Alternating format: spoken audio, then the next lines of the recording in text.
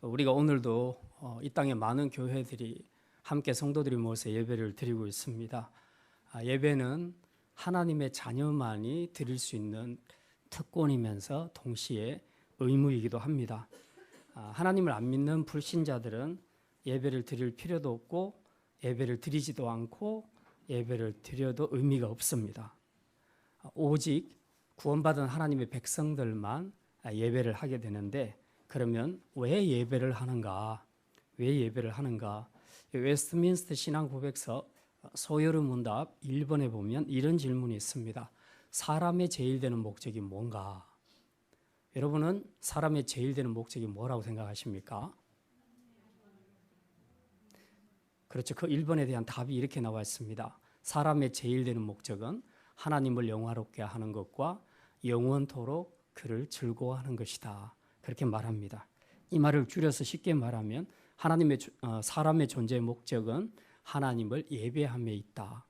하나님은 우리를 예배하는 존재로 지으셨다. 그렇게 말씀하고 있습니다. 그래서 아담 때부터 시작해서 지금까지 하나님을 아는 사람들은 줄곧 예배를 드려왔습니다.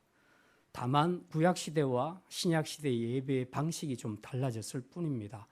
구약시대의 예배의 정형은 오늘 우리가 본문에서도 보겠지만 모세시대 율법을 통해서 하나님이 주신 이 방식을 따라서 예배를 드렸습니다.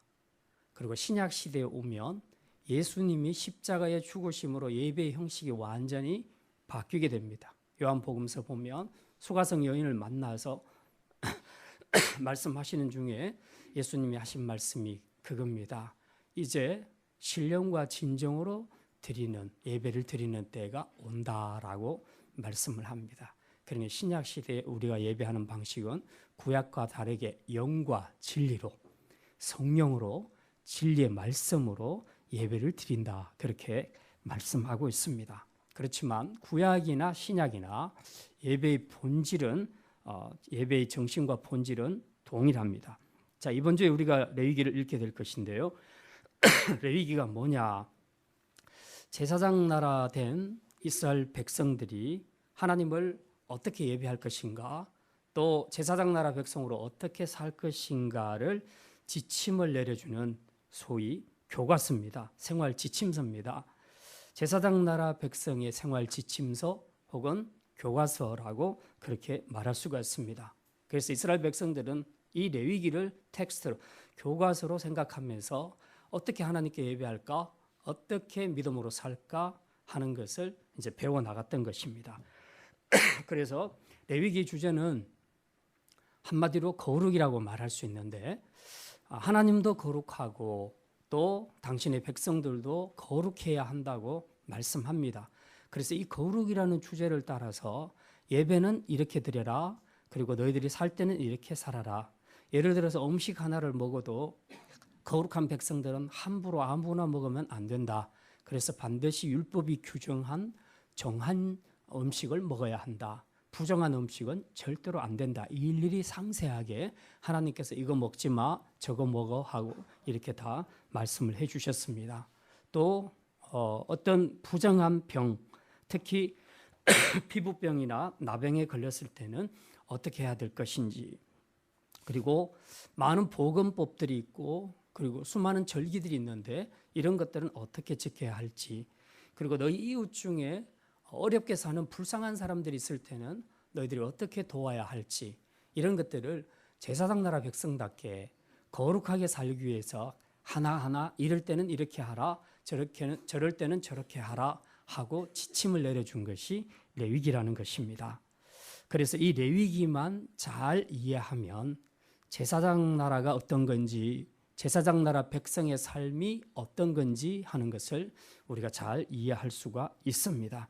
자, 오늘은 이제 그 많은 지침들 중에 예배, 제사에 관한 것들을 우리가 생각할 겁니다.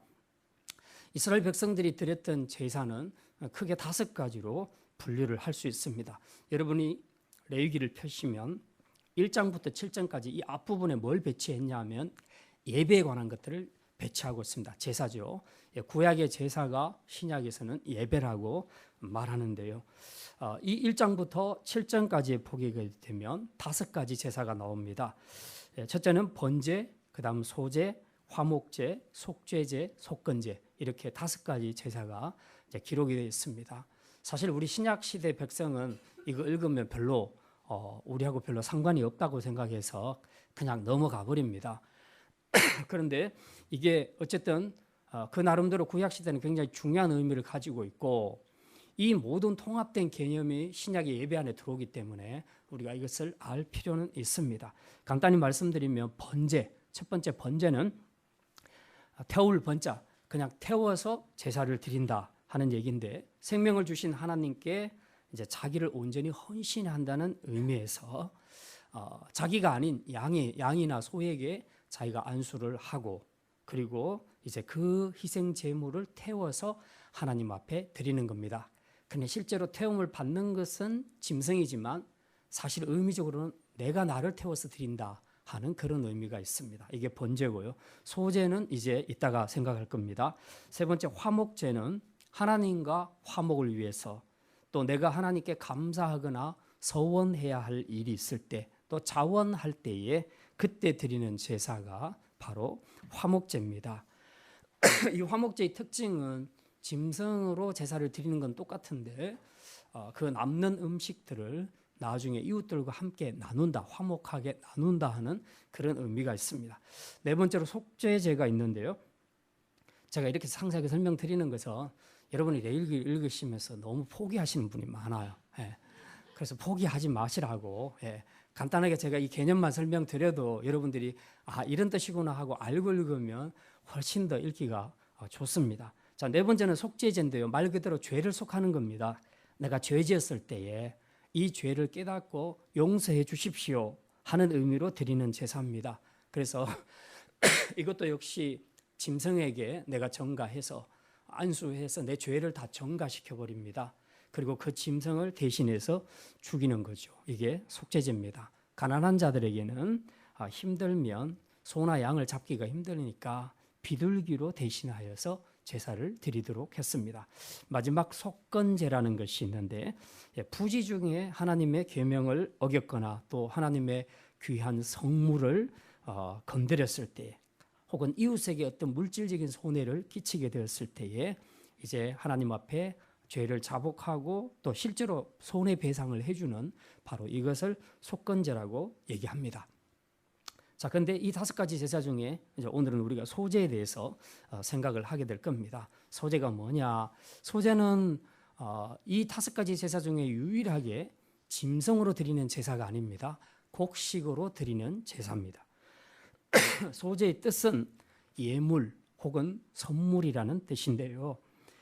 제사를 드리는 제사자가 하나님께 자원함으로써 충성과 헌신을 다짐할 때에 마치 우리가 공경하는 마음으로 윗사람에게 어떤 예물을 드리거나 선물을 드리는 것과 같이 기쁨으로 하나님께 제사를 드릴 때에 소제를 드리게 됩니다. 그러면 소제의 진짜 의미는 무엇일까? 소제 자체가 의미하는 바도 있지만 소제는 다른 제사와 좀 다르게 그 안에 드려지는 규례를 잘 보면 예물 자체, 소제를 드려지는 예물 자체에 굉장히 큰 의미들이 담겨 있습니다. 그래서 우리가 이 절차들과 예물들을 살펴봐야 소제가 의미하는 바를 알 수 있게 됩니다. 그래서 오늘 이제 이 소제의 규례를 보면서 함께 의미에 대해서 생각해 볼 겁니다. 첫째는 소제는 반드시 고운 가루로 예물을 삼아야 합니다. 한번 따라합시다. 고운 가루로 예물을 삼아야 합니다. 1절과 2절 말씀, 1절과 2절 말씀 우리 같이 읽겠습니다. 누구든지 소제의 예물을 여호와께 드리려거든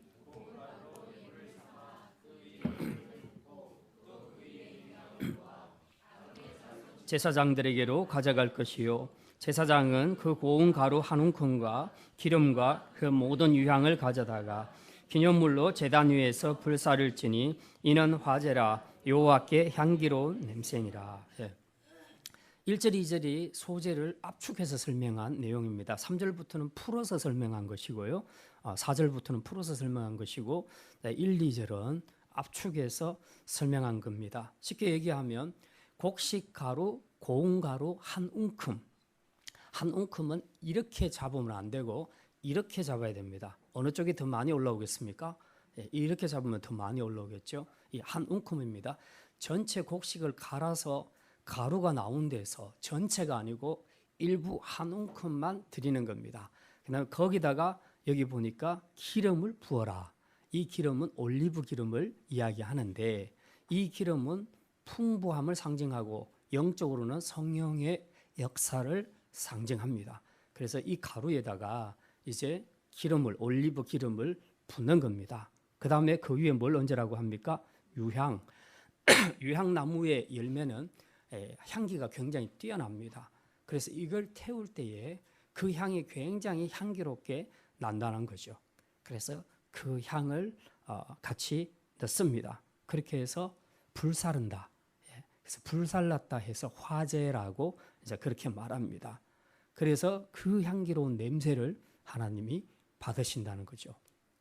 일반 다른 속죄제나 이런 것들에는 짐승을 가지고 드리는데 이거는 곡식 가루를 갖고 드려서 그것도 일부 한 웅큼을 하나님이 태울 때 그 향기로운 냄새, 올라오는 냄새를 받으신다는 그런 의미를 가지고 있습니다. 자, 근데 4절부터 보면 이제 이게 구체적으로 이렇게 드리는 방식이 있다라고 말합니다. 소재 예물을 드릴 때 1, 2절에서는 곡식 가루만 얘기를 했는데 4절부터 보면 다양한 방식이 있습니다. 세 가지 방식을 소개합니다. 예물 요리를 하는 세 가지 방식인데요. 4절에 보면 첫째는 화덕에 굽는 방식입니다. 네가 화덕에 구운 것으로 소재의 예물을 드리려거든 고운 가루에 기름을 섞어 만든 무교병이나 기름을 바른 무교 전병을 드릴 것이요.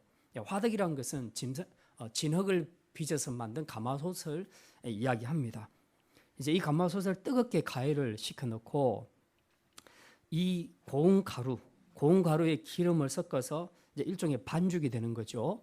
우리가 부침개 한다고 생각하시면 이해하기가 쉬워요. 이제 반죽을 합니다. 밀가루 반죽을 합니다. 그걸 뜨거운 가마솥 화덕 안쪽에다 갖다 붙여 넣습니다. 중동 지역에 보면 이런 요리 방식이 되게 많아요. 갖다 붙여 놓으면 이 열에 의해서 이제 이 떡이 얇게 익는 겁니다. 이제 바로 그것을 이야기합니다. 두 번째는 5절 6절에 나와 있는데요. 철판에 붙인다. 이거는 우리가 집에서 후라이팬에다가 그 전 굽는 거 이거하고 굉장히 비슷합니다. 그래서 밀가루 반죽에 가루 반죽에 기름을 붓고 반죽을 만들어서 이것을 철판 위에 굽는 겁니다. 그런데 우리가 전 부칠 때도 크게 철판에다가 큰 사이즈로 하는 경우가 있고 작게 하는 경우가 있죠. 자, 여기 오늘 본문에는 보니까 5절 6절에 보니까 6절에 조각으로 나누고 그 위에 기름을 부을지니 하는 걸 보니까 작은 사이즈로 하라는 겁니다. 큰 사이즈로 크게 넓적하게 하지 말고 작은 사이즈로 조각을 나누어서 하라는 것입니다. 자, 그다음 세 번째는 7절에 나오는데 냄비에 삶는 방식으로 진행됩니다. 자, 이렇게 해서 세 가지 방식으로 이제 소재 예물을 만들어서 마지막에 구워진 이 떡을 가지고 이제 나아갑니다. 제사장에게 전달을 하죠. 그게 8절과 9절에 나와 있습니다. 지금 순서를 제가 소재 드리는 순서를 말씀드리고 있습니다. 8절 9절 우리 같이 한번 읽겠습니다.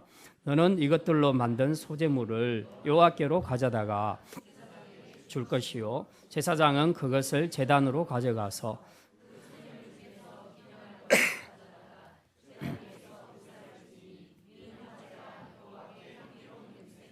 이 세 가지 방식으로 만들어진 소재 예물을 제사장에게 갖다 주면 제사장이 그걸 가지고 가서 제단으로 갑니다. 제단 위에서 거기서 불로 태운다는 거죠. 이게 소재라는 겁니다. 자, 그런데 이제 이 불로 태울 때의 그 향기를 하나님이 맡으신다는 겁니다. 이게 바로 소재인데요. 자, 어떤 방식으로 하든지 이 세 가지 방식 중에 어떤 걸 택하든지 관계없이 공통적으로 이 소재에 사용되는 가루는 곡식 가루는 반드시 고운 가루여야 한다라고 그렇게 말하고 있습니다. 곡식 간 입자가 굵거나 거칠면 안 된다는 거죠. 반드시 고운 가루여야 한다. 이렇게 고운 가루로 만들려면 어떻게 해야 되겠습니까? 처음에는 곡식 중에서 알곡 좋은 것을 고릅니다. 하나님 앞에 드리는 것이기 때문에 이게 뭐 썩었거나 쭉정이거나 이런 것들은 절대로 하면 안 됩니다. 좋은 알곡만 골라서 이제 드립니다. 근데 그걸 그냥 드릴 수가 없죠. 그래서 그것을 볶습니다. 일단 기름에 볶고요. 그 다음에 볶고 난 다음에는 그것을 빻습니다. 절구통 같은 데 넣어서 빻게 됩니다. 그러면은 이제 점점 입자가 가늘어지게 되죠. 아주 오랫동안 빻고 난 다음에 그걸 체에다가 걸르면 고운 가루들은 떨어지고 그렇지 않는 것들은 위에 남게 되겠죠. 그래서 이 떨어진 이 고운 가루, 이것을 가지고 전병을 만들어서 하나님께 소제를 드린다. 그런 말씀입니다. 그러니까 이 소제에서 가장 중요한 지침 중에 하나가 반드시 고운 가루여야 한다 하는 건데요. 자, 이 고운 가루로 드려지는 과정들이 있다는 겁니다. 볶아지고 빻아지고 걸러지는 이런 세 가지 과정을 겪어서 결국은 고운 가루만 채택이 돼서 하나님 앞에 소제로 드려진다는 거죠. 이거는 우리 성도들에게 굉장히 중요한 의미를 주고 있습니다. 고운 가루로 드린다는 것은 인간의 부패한 겉모습을 완전히 벗어버리고 정결한 마음으로 하나님께 충성을 다짐한다는 그런 의미가 있습니다. 그리고 동시에 구약의 모든 제사와 제도는 그리스도를 예표한다고 말씀드렸는데 그런 관점에서 볼 때 마지막 채택된 이 고운 가루는 흠없이 드려지는 예수 그리스도의 인격과 성품을 의미한다는 것입니다. 그래서 다시 한번 말씀드리면 소제 예물은 절대로 곡식 날거나 갈았다 해도 거친 것 이런 것들로는 하나님 앞에 드릴 수 없습니다. 반드시 볶고 빻고 걸러지는 과정을 통해서 원래의 존재가 완전히 죽어야 한다는 것입니다. 이게 성도로 사람으로 비유하면 십자가 앞에서 내 자아가 완전히 죽어야 한다는 것을 의미합니다. 그때 비로소 우리는 하나님의 자녀가 되고 하나님께 드려줄 수 있게 된다는 거죠. 십자가 앞에서 내가 내 안에 거친 형상과 죄들, 내 안에 수많은 욕심 덩어리들, 시기, 질투, 교만, 그리고 이기심, 게으름, 이 모든 덩어리들이 우리 안에 있는데 이걸 내 안에 가득히 담고 있으면서 내가 하나님 나라 일을 하겠다, 하나님 앞에 드려지겠다 하는 것은 불가능하다는 것입니다. 하나님은 받으실 때에 반드시 이 과정을 거치도록 하신다는 겁니다. 그래서 볶고 빻고 부수고 깨고 그렇게 해서 마지막 최종적으로 이 연단 끝에 남은 고운 가루만 가지고 하나님께서 쓰신다 하는 그런 중요한 의미를 소제가 가지고 있다는 것입니다. 오늘날 교회 안에 각 교회마다 많은 일꾼들이 있고 또 많은 성도들이 있습니다. 그렇지만 우리가 하나님 앞에 나를 드린다고 찬양도 하고 또 실제적으로 크고 작은 일에 우리가 섬기고 봉사하는 것도 사실이지만 개중에는 보면 참 안타깝게도 전혀 고운 가루가 아닌 거친 가루로서 섬기는 사람, 심지어는 아예 하나도 깨어지지 않는 덩어리인 상태에서 섬기는 일꾼들이 생각보다 의외로 많다는 것입니다. 그러니까 이런 사람들은 먼저 소제의 의미를 생각을 해야 합니다. 내 안에 거친 형상 가지고 이 덩어리, 고집 덩어리, 게으름, 시기, 질투 이 모든 덩어리를 가득 안고서 내가 하나님 나라를 위해서 뭔가를 일을 한다고 그렇게 했을 때 결심 자체는 좋은 일이지만 문제가 생깁니다. 왜냐하면 이 거친 것들은 결국은 반드시 소화하는 데 어려움을 주게 됩니다. 그래서 교회를 섬길 때에 일하는 일꾼들 중에서 고운 가루로 섬기지 않는 사람들은 대부분 섬기는 과정에서 내 안에 거친 형상들이 다른 사람을 찔러서 상처를 주게 됩니다. 그리고 하나가 되지 못하게 합니다. 반드시 사건을 일으킵니다. 한 개 헌신하는데 두 개, 세 개의 문제를 일으킵니다. 그러니 이런 사람들의 섬김이 과연 교회에 도움이 되겠는가 하는 이런 의문이 생기는 거죠. 그래서 우리가 소재의 의미를 생각하는 것은 굉장히 중요합니다. 그냥 내 열정으로 내 하고 싶다고 뭔가를 하는 것보다 그 이전에 거쳐야 할 과정이 있다는 겁니다. 하나님은 그걸 말씀하시는 겁니다. 그 전에 너희들은 먼저 볶아지고 빠지고 깨어지고 부서지고 걸러지는 그런 과정이 있어야 한다고 말씀합니다. 그래서 주님이 쓰시는 것은 절대로 덩어리를 쓰지는 않습니다. 거친 것을 쓰지는 않습니다. 반드시 이 연단의 과정을 통해서 마지막에 걸러진 고운 가루, 이것으로만 하나님이 사용하신다 하는 것을 우리가 분명히 기억을 해야 합니다. 우리가 살아있으면 결국 내 자아로 일을 하기 때문에 내가 일한 것 같지만 사실은 하나님의 역사를 방해하는 것이 됩니다. 그래서 우리는 먼저 내가 빠지고 죽어지는, 깨어지는 과정을 반드시 거쳐야 합니다. 이걸 어떻게 거칩니까? 이제 십자가 앞에서만 가능합니다. 이 십자가 앞에서 내가 어떤 존재인가 철저하게 깨닫고 정말 하나님 앞에 진심으로 회개하여서 이제 주님께 용서함을 받는 자들, 그런 자들만이 진심으로 자기 안에 있는 거친 형상들이 다 깨어져서 고운 가루가 되어 하나님 앞에 일꾼으로 섬길 수 있게 된다는 것을 우리가 분명히 깨달아야 합니다. 그래서 여러분들이 정말 하나님 나라를 섬기기를 원한다면, 정말 하나님의 거룩한 백성으로 살기를 원하신다면 여러분은 먼저 여러분 자신이 고운 가루가 되도록 해야 합니다. 고운 가루가 되도록 하는 방법에는 여러 가지 방법들이 있습니다. 오늘 제가 또 광고를 드리겠지만 우리 제자 훈련은 전형적으로 그런 과정이라고 볼 수 있습니다. 십자가 앞에서 내가 죽는 과정입니다. 내가 깨어지고 부서지고 빠지고 가루로 걸러지는 바로 이 과정, 이 과정이 바로 제자 훈련입니다. 제자 훈련은 무슨 특별한 은사를 받는 것이 아닙니다. 그냥 예수님의 제자, 예수님을 닮는 제자가 되겠다는 거죠. 그 과정에서 필요한 일련의 프로그램으로 우리가 훈련을 받게 되는 것입니다. 이 훈련이 사람마다 다 다르겠지만 공통적인 현상은 이 과정을 통해서 많은 사람들이 빠지고 부서지고 깨어지는 그런 역사가 일어난다는 것입니다. 그래서 정말 여러분이 하나님의 일꾼으로 섬기기를 원한다면, 그리고 하나님 나라 백성으로 정말 힘있게 섬기고 살기를 원한다면 이 제자 훈련을 통해서 여러분이 다시 한번 고운 가루로 되는 그런 축복의 기회를 가질 수 있기를 주님의 이름으로 축원합니다. 물론 어떤 사람은 그렇게 말할 수 있을 것입니다. 제자 훈련 그런 거 안 해도 교회 생활하는데 지장 없다. 지장 없습니다. 그리고 제자 훈련 안 받아도 우리는 지금까지 해왔던 믿음의 생활, 종교의 생활을 잘 할 수가 있습니다.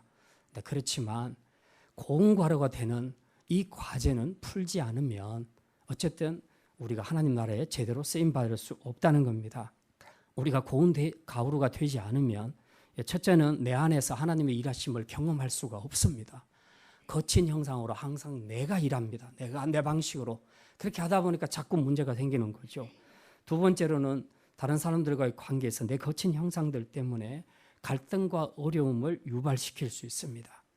그래서 내가 섬긴 만큼 교회가 서는 것이 아니라 내가 섬긴 만큼 교회가 고통받고 힘들어하게 된다는 것을 우리가 알아야 됩니다. 그러니 나 혼자 신앙생활을 하는 것이 아니고 우리는 교회로 부름받았고 교회를 세워야 할 사명을 가지고 있기 때문에 교회 전체의 유익을 위해서는 내가 가루가 되어줘야 하는 겁니다. 나는 알곡으로 있으면서, 나는 덩어리로 있으면서 너만 가루가 되어라, 이거는 교회가 아니라는 겁니다. 그래서 우리는 이런 훈련이 필수적이다 아니다 이런 것이 아니고요, 어떤 과정이든지 우리 안에 십자가 앞에 서서 내가 내 자아가 깨지고 부서지는 이 과정을 겪지 않고서는 우리는 결코 하나님 앞에 온전한 제사로 드려질 수 없다 하는 것을 우리가 분명히 이해해야 합니다. 두 번째 말씀입니다. 소재는 누룩과 꿀을 절대로 넣지 말아야 합니다. 한번 따라합니다. 누룩과 꿀을 넣지 말아야 합니다. 11절 말씀 보겠습니다. 11절 말씀 같이 읽습니다. 너희가 여호와께 드리는 모든 소재물에는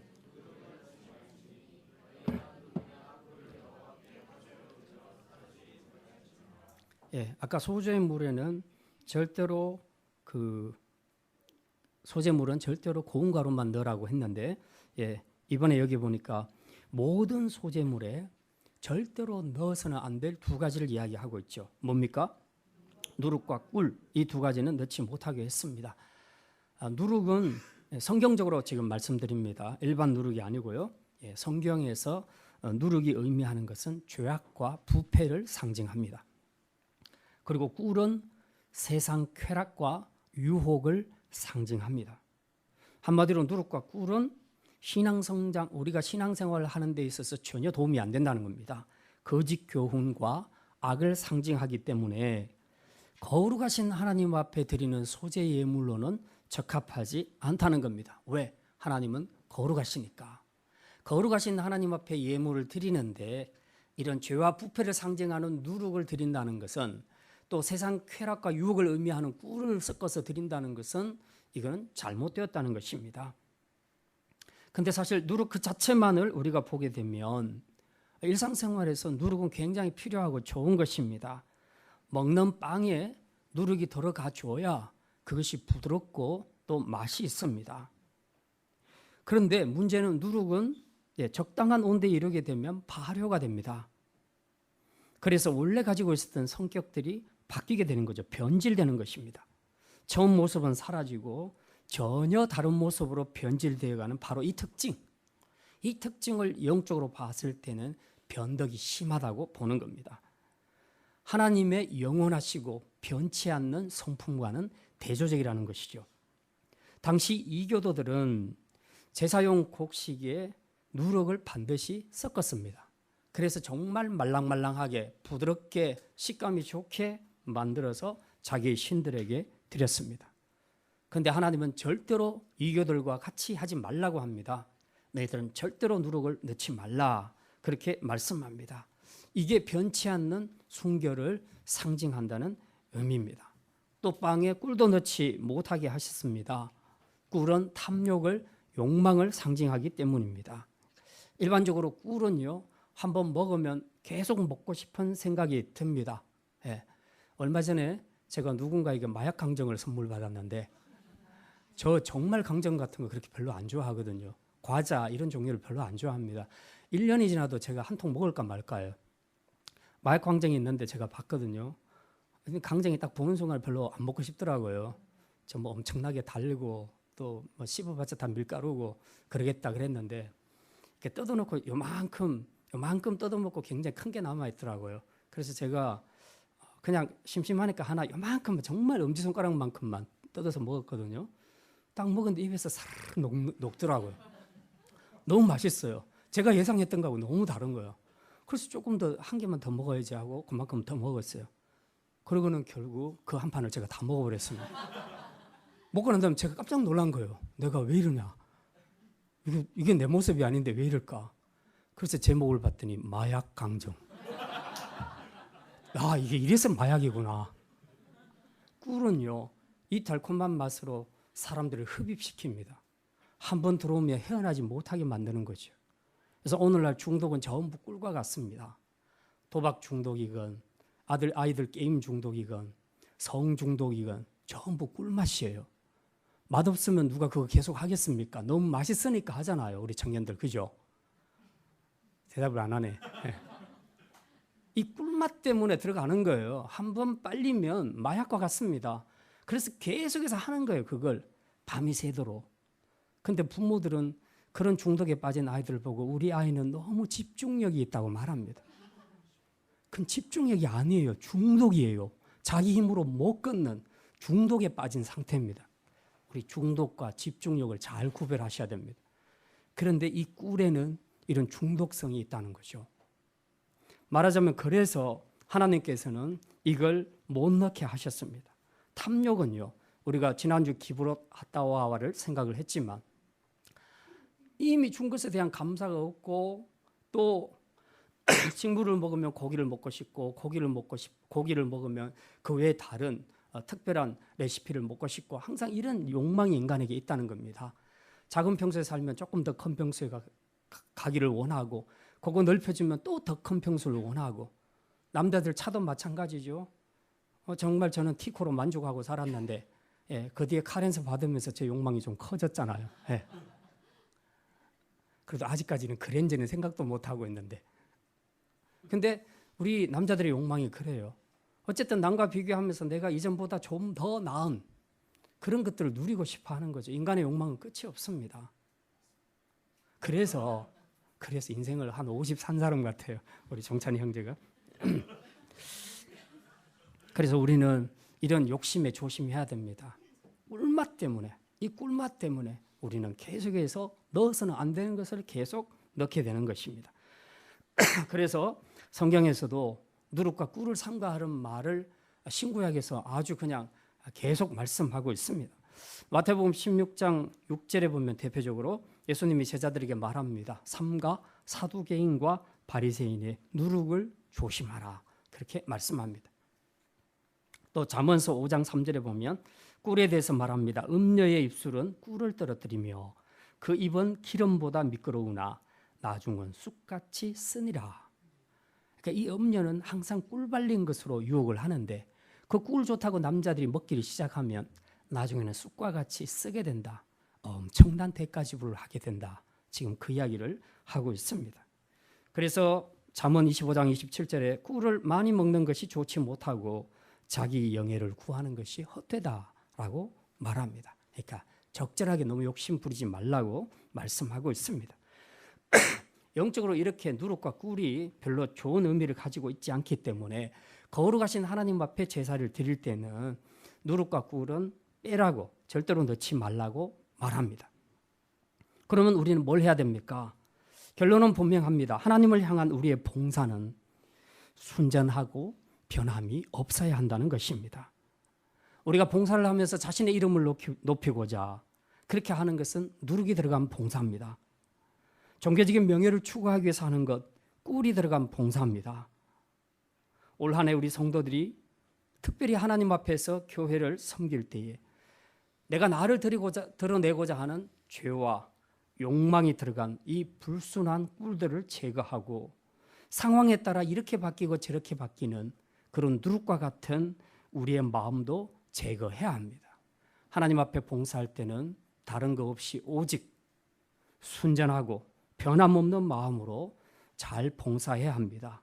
이렇게 드릴 때에 이제 이 삶이 하나님 앞에 드려지는 귀한 소재가 되어서 주님의 향기가 될 줄 믿습니다. 세 번째 말씀입니다. 모든 소재물에 소금을 쳐야 합니다. 한번 따라합시다. 모든 소재물에 소금을 쳐야 합니다. 아까 우리 길어서 못 읽었는데요. 이제 한번 읽겠습니다. 13절 말씀 같이 읽습니다. 내 모든 소재물에 소금을 치라. 내 하나님의 언약의 소금을 내 소재에 빼지 못할지니.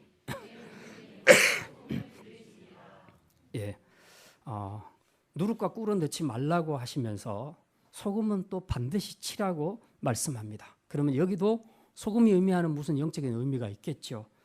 자, 소금은 우리가 성질을 잘 압니다. 특유의 짠맛을 가지고 있는데요. 이 짠맛을 통해서 어떤 기능을 합니까? 썩는 것을 방지합니다. 변질을 방지합니다.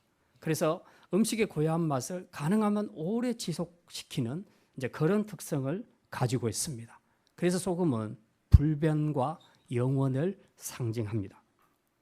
그래서 고대 근동 사회에서는 계약 당사자들이 계약을 할 때에 반드시 떡과 소금을 함께 먹도록 합니다. 그래서 소금을 먹으면서 이 짠맛으로 이제 내가 약속한 이 약속이 절대로 변질되지 않겠다 하는 다짐을 하는 것이죠. 이런 측면에서 볼 때에 하나님께서 소재물에 소금을 치도록 하신 이유는 분명합니다. 하나님과 인간 사이에 맺었던 그 언약이 절대로 파괴되지 않을 것이다 하는 것을 보여줍니다. 이 말은 정말 하나님은 신실하신 분이셔서 인간 편에서 먼저 배반하지 않는 이상은 하나님 편에서 먼저 배반한 일은 없다는 것입니다. 우리가 구약 성경을 쫙 읽어보지만 그 긴 역사 속에서 하나님과 이스라엘이 맺었던 언약은 어쨌든 계속 이어져 갑니다. 그런데 이어져 가는 그 힘, 주도를 누가 하고 있습니까? 하나님이 하고 있습니다. 이스라엘은 자격이 없어요. 맨날 언약을 배반합니다. 호세아서를 보면은요, 결혼을 해놓고도 이 고멜이라는 여자는 또 다른 남자 만나서 바람 피우지요. 나가서 또 다른 아기 낳고 오지요. 항상 이렇습니다. 이렇게 계속 배반하는데도 신랑 되신 하나님은 계속 돌아오라고 기다립니다. 왜? 서로 간에 당사자 간에 결혼할 때 맺었던 언약이 있기 때문에 그렇습니다. 그 언약의 중요성을 알기 때문에 신랑 되신 하나님께서는 계속해서 신부된 이스라엘을 기다립니다. 돌아오라고 말합니다. 10번 죄를 지어도 다시 회개하고 돌아오라고 붙드는 것이 하나님의 마음입니다. 바로 이걸 통해서 우리는 뭘 알 수 있습니까? 하나님은 한 번 약속하신 것은 절대로 하나님 편에서 먼저 파기하지 않으시는 분이시다. 다시 말하면 하나님은 신실하시다. 변함이 없으신 하나님이시다 하는 것을 분명히 우리에게 보여주고 있습니다. 그래서 이 소제를 드릴 때에 소금을 꼭 치게 하는 겁니다. 이 소금을 치는 것을 통해서 변치 않는 하나님의 언약, 변치 않는 하나님의 성품을 우리가 신뢰하고 그것을 믿음으로 고백하는 거죠. 하나님, 정말 하나님은 변치 않으신 분이십니다. 신실하신 분이십니다 하는 것을 믿음으로 고백해서 올려드리는 것이 소제에 소금을 치는 행위라는 것입니다. 그런데 이것만이 아니죠. 소금을 치는 또 한 가지 이유가 있습니다. 하나님, 나도 소금처럼 변치 않는 사람이 되겠습니다 하는 다짐을 하는 것이죠. 소금 뿌리면서 당신이 나 열심히 신실하게 지켜. 이렇게 한다면 너무 이기적이잖아요. 계약은 항상 당사자입니다. 쌍방 계약이에요. 사람 간의 약속도 쌍방 계약입니다. 하나님과 우리도 쌍방 간의 계약입니다. 그래서 소금을 뿌리면서 저는 하나님의 신실하심을 믿습니다 하는 고백도 하지만 동시에 나도 하나님처럼 소금처럼 변치 않는 언약의 당사자로 살겠습니다 하는 것을 다짐하는 의미가 있다는 것입니다. 서로 간에 변치 말자는 거죠. 근데 하나님은 변치 않으시니까 염려할 필요가 없어요. 그래서 소금을 치면서 소제를 드리는 제사자는 항상 마음이 튼튼합니다. 내 편에서 배반하지 않는 한은 하나님이 나를 떠나실 일은 없어. 하나님이 나를 버리실 일은 없어. 그래서 그 담대함을 가질 수 있는 것입니다. 여러분이 어렵고 힘든 상황에서도 많이 넘어지고 실패하는 이유 중에 하나가 하나님이 여러분을 사랑하신다는 것을 믿지 못합니다. 하나님이 여러분에 대해서 절대 불변하게 신실함으로 함께 하실 것이라는 것을 믿지 못하기 때문에 우리 편에서 돌아서 버리고 우리 편에서 줄을 끊어버리는 그런 경우들이 너무나 많다는 것입니다. 소금을 친다는 것은 내가 하나님의 신실하심을 믿는다는 뜻입니다. 여러분이 이것을 정말 믿는다면 여러분 앞에 어떤 어려운 상황이 온다 할지라도 끝까지 여러분을 지켜주실 하나님의 신실하심을 믿으시기를 바랍니다. 뿐만 아니라 이제 우리 또한 이 소금을 치면서 나도 소금처럼 되어야지. 그래서 나도 약속한 것은 지키고 또 하나님 앞에 특별히 내가 결단한 것은 지키겠습니다 하는 그 마음으로 소금을 치는 것입니다. 이렇게 소금은 서로 간에 결심하고 약속한 것을 지키겠다는 그런 의지를 나타내는 것입니다. 사실 우리가 사는 사회는 너무 신뢰하기 어렵습니다. 약속들이 잘 지켜지지 않습니다. 웬만한 약속들은 다 깨지라고 있는 것처럼 그렇게 되어 있습니다.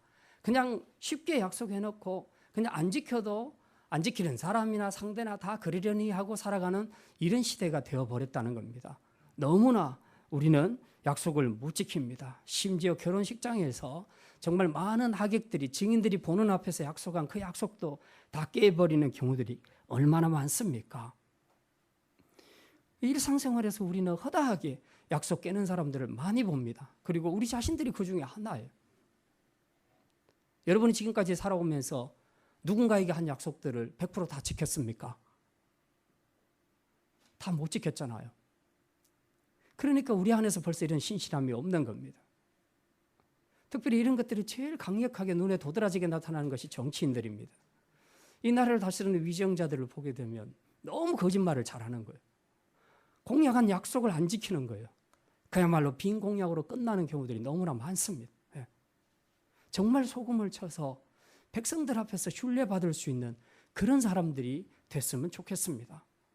우리 모두가 다 누구를 나무랄 것 없이 모두가 다 자기 삶의 영역에서 소금을 치듯 그렇게 해서 우리도 정말 한번 약속한 것은 끝까지 지켜내는 그런 신실한 사람이 되어야 한다는 사실입니다. 오늘 어쨌건 이 소재물에 소금을 침으로써 이제 제사장은 하나님이 나의 영원하신 변치 않는 신실하신 하나님이시다 하는 것을 고백하면서 동시에 나도 소금처럼 하나님처럼 그렇게 신실하게 살아가겠다 하는 이 믿음의 고백을, 결단의 고백을 이 소재물에 소금을 쳐서 드릴 때에 이 소금을 친 소재물이 제사장의 손에서 하나님 앞에 올려드릴 때, 즉 불로서 사르게 될 때, 그때 그 향이 어떻게 됩니까? 우리가 일반적으로 물건을 태우면 대부분 냄새가 안 좋습니다. 그렇죠? 예. 그냥 향수는 냄새가 좋을 수 있는데 어쨌든 어떤 물건을 태운다는 것은 그렇게 좋은 냄새는 별로 없어요. 근데 하나님은 그렇지 않습니다. 이렇게 소금을 쳐서 뿌려진 이 소재물을 태울 때에 하나님 앞에 타는 이 냄새는 하나님 앞에 어떤가? 아까 우리 읽었는데요. 9절 말씀 마지막으로 한번 보겠습니다. 9절 말씀 같이 읽습니다. 그 소재물 중에서 기념할 것을 가져다가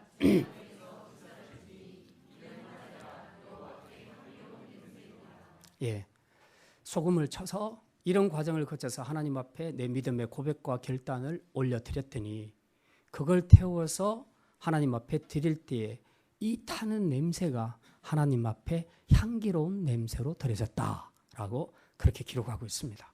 무슨 말입니까? 우리는 그냥 냄새만 생각하면서 아우 역겨워, 아우 왜 이렇게 머리 아파 이렇게 생각하지만 하나님은 그런 것이 아니고요. 그 냄새 속에서 뭘 봅니까?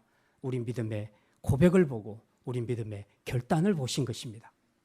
그 고백과 믿음의 결단을 받으시는 순간 그 냄새가 너무 향기로운 거예요. 하나님 앞에. 이것이 바로 소재의 의미라는 것입니다.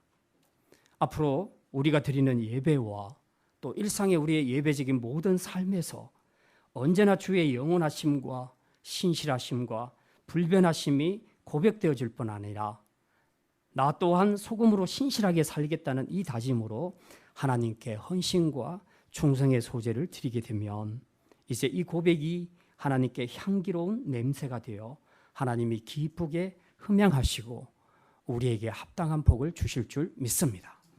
이제 말씀을 마칩니다. 소재는 세 가지 말씀드렸습니다. 소재는 고운 가루로 드려야 합니다. 십자가에 내 자아가 죽을 때 깨어질 때야 비로소 우리는 하나님께 드려지고 쓰임받을 수 있습니다. 둘째는 소재에는 누룩과 꿀이 들어가면 안 됩니다. 봉사와 헌신에 나의 다른 세속적 욕망이나 목표가 들어가면 안 됩니다. 순전한 마음으로 봉사하시기 바랍니다. 세 번째, 소재에는 반드시 소금을 쳐야 합니다. 하나님의 영원하심과 신실하심을 믿음으로 고백하면서 동시에 나도 소금처럼 언약을 지키는 신실한 사람이 되겠다는 믿음의 고백을 할 때에 이것이 하나님 앞에 기뻐 올려드려지는 향기로운 냄새가 될 줄 믿습니다. 우리 평생에 하나님 앞에 드리는 예배와 일상의 예배적인 모든 삶에서 이 세 가지 원칙들을 잘 지켜서 하나님의 거룩한 백성으로 또한 하나님 나라를 섬기는 일꾼으로 주님을 기쁘시게 하는 삶으로 주 앞에 연락되는 소재의 삶을 사는 그런 복된 예배자가 되시기를 주님의 이름으로 축원합니다. 기도합니다. 하나님, 소재를 통해 우리가 어떻게 하나님을 예배하며 살아야 할지 생각했습니다. 오나홉기는 내가 교회와 하나님 나라를 위해서 뭔가를 하기 전에 먼저 십자가 앞에서 내 자아가 깨어지고 빠지고 걸러지는 죽음을 통해 예수님의 인격처럼 고운 가루로 변화되는 역사가 있게 하여 주시옵소서. 또한 주의 나라를 섬김에 한치의 누룩과 꿀이 들어가지 않도록 세상 욕망과 나를 드러내고자 하는 목표를 내려놓게 하셔서 오직 순전한 마음으로 섬기는 신실한 일꾼들 되게 하여 주시옵소서.